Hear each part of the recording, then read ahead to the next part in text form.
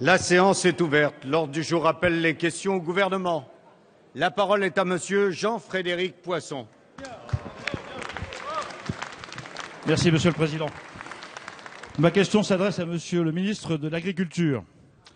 Monsieur le ministre, après l'accord de juin dernier sur la politique agricole commune, il appartient maintenant à chaque pays membre de l'Union européenne de faire ses choix. Et la politique que vous présentez à la nation me paraît problématique pour trois raisons. La première, c'est que vous avez ardemment défendu la renationalisation des aides au cours des négociations et désormais les gouvernements doivent décider de répartir comme ils le souhaitent les montants destinés à soutenir la production agricole.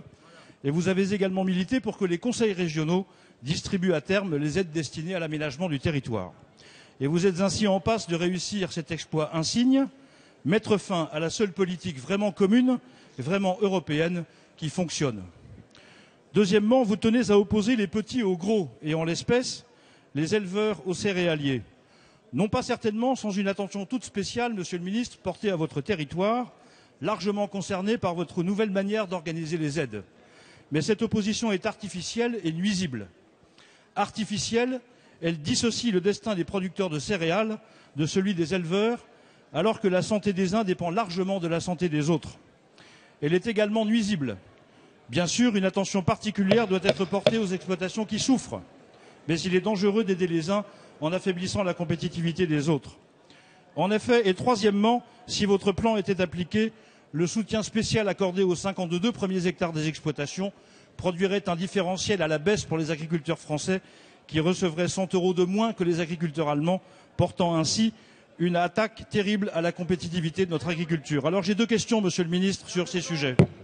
Premièrement, pourquoi avez-vous écarté les propositions de la FNSEA dont le caractère équilibré aurait pourtant dû retenir votre attention?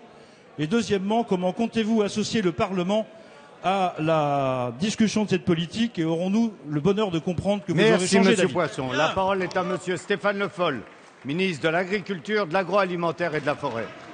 Monsieur le Président, Monsieur le député, vous avez évoqué la réforme de la politique agricole commune et je voudrais rectifier un certain nombre de choses. La première chose, c'est qu'il n'y a pas de renationalisation de la politique agricole commune.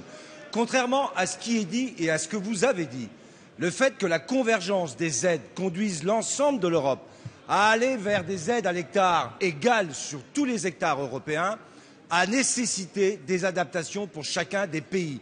Donc ce n'est pas une renationalisation, mais au contraire une adaptation à une PAC de plus en plus européenne. Deuxième point, vous avez dit que j'aurais le souhait d'opposer des agricultures. Et vous avez parlé de santé. Je considère qu'il y a d'abord à prendre en compte la situation de chacune des exploitations. Et ici, dans tous ces bancs, à plusieurs reprises, des questions m'ont été posées sur l'élevage, qu'il soit bovin, qu'il soit ovin, qu'il soit laitier. Et tout le monde a considéré qu'il y avait une difficulté spécifique à l'élevage. Il fallait donc répondre à cette difficulté et aider l'élevage à pouvoir passer les difficultés qu'il connaît. C'est le premier point. Le deuxième point, vous parlez des 52 premiers hectares et vous considérez que c'est une erreur.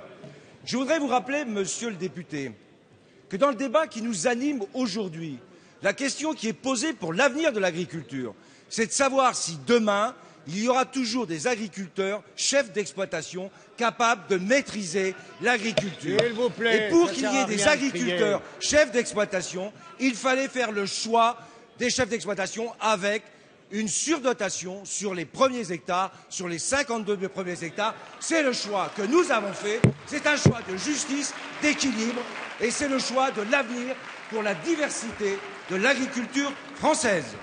Merci, Monsieur le ministre.